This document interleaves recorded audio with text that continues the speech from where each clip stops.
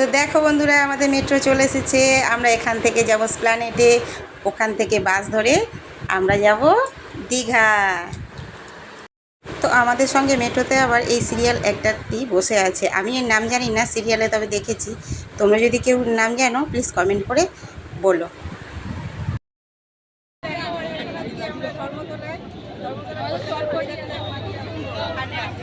অন্য সময় কিন্তু প্রচুর গরম থাকে।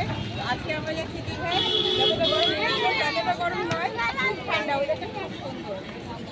আরও বেশি সময় পাই না।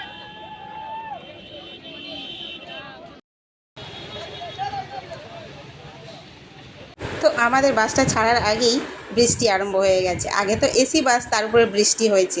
আমার তো প্রচুর ঠান্ডা লাগছিল, বাচ্চাগুলো খুব মজা করছিল। তো দেখো আমরা ভোরবেলা পৌঁছে গেলাম দীঘাতে। ভোরের আকাশ আর সামনের সমুদ্র, কী সুন্দর দৃশ্য দেখো বন্ধুরা। তোমাদের কেমন লাগছে বলবে।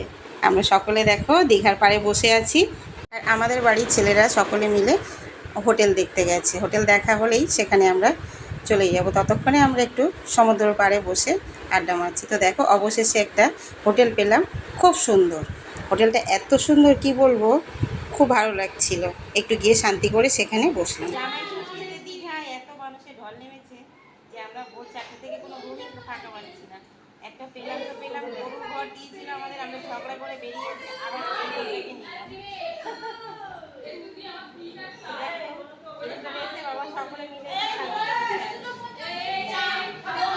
আর হোটেলে গিয়েই সবাই একটু টিফিন করে নিলাম, মুড়ি আলুর দম। এটা কিন্তু আমরা বাড়ির থেকেই নিয়ে গিয়েছিলাম জোগাড় করে। আর তারপর আমাদের মাংসর ঝোল আর ভাত, এই এক তরকারি ভাত করেই আমরা চলে গেলাম সকলে মিলে ঢেউ খেতে। এত সুন্দর লাগছে ওখানে গিয়ে, মানে আনন্দে মনটা ভরে গেছে।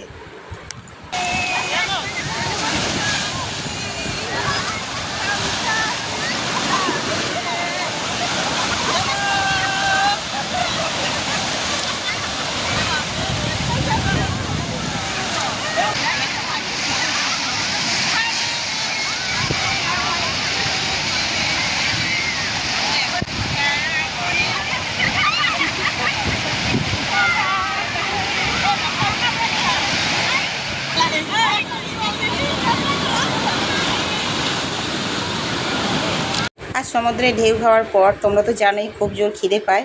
খাওয়া দাওয়া সেরে আমরা আর কেউ ঘুমাইনি, সবাই চলে গেলাম জগন্নাথ মন্দির দর্শন করতে। আসল উদ্দেশ্য আমাদের ওটাই ছিল যে জগন্নাথ মন্দির দর্শন করব বলে আমরা জামাই মেয়ে সকলে মিলে দীঘায় চলে গেলাম। তো দেখো কি সুন্দর জগন্নাথ মন্দিরটা হয়েছে। পুরীতে সকলে না যেতে পারলে এখানে কাছাকাছি কিন্তু সবাই যেতেই পারে। খুব ভালো লাগবে বন্ধুরা, তোমরা যেও যারা যাওনি। আমার জন্য অপেক্ষা করছি, এতটা লোক আমাদের যে লাইন মানে ভেঙে বেরিয়ে গেছে। আর মন্দিরের চারপাশটা খুব সুন্দর করে সাজিয়েছে। ওর ভিতরে ঢুকে খুব ভালো লাগছে, পরিবেশটা এত সুন্দর লাগছে কি বলবো তোমাদেরকে, তোমরা না গেলে বুঝতে পারবে না। আর এটা হলো সিংহদুয়ার। প্রত্যেকটা মন্দিরের এরকম লাইটিং করা আছে, আর জগন্নাথ দেবের মূর্তি বসানো আছে। সাইডে আবার লোটাস গাছ লাগিয়ে রেখেছে। সবটা যখন ফুটবে আরও সুন্দর দেখাবে মন্দিরের চারপাশটা। এটা দুদিকেই আছে মন্দিরের। আর ইনি হলেন বিষ্ণুদেব, অনন্ত সজ্জায় রয়েছেন। দেখো মন্দিরের ওপরটাও এত ভালো লাগছে। তো এখন যদি এত ভালো লাগে, পরে তো নিশ্চয়ই আরও কিছু হবে, আরও ভালো লাগবে। আমার তো খুবই ভালো লাগছে মন্দিরের ডিজাইনগুলো, কারুকার্যগুলো।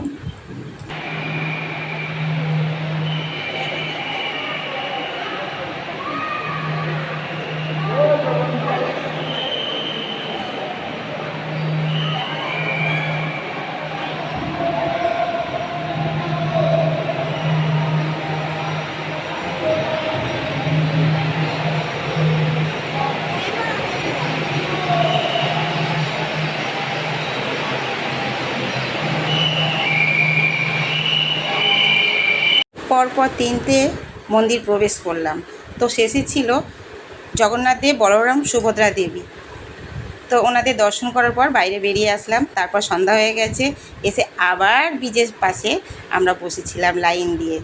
এই পুরোটা লাইনটাই আমাদের লোক বসে আছি, কারণ আমরা একদিনের জন্য গেছি, আমাদেরকে সারাটা দিন ঘুরে সব কিছু কমপ্লিট করতে হবে।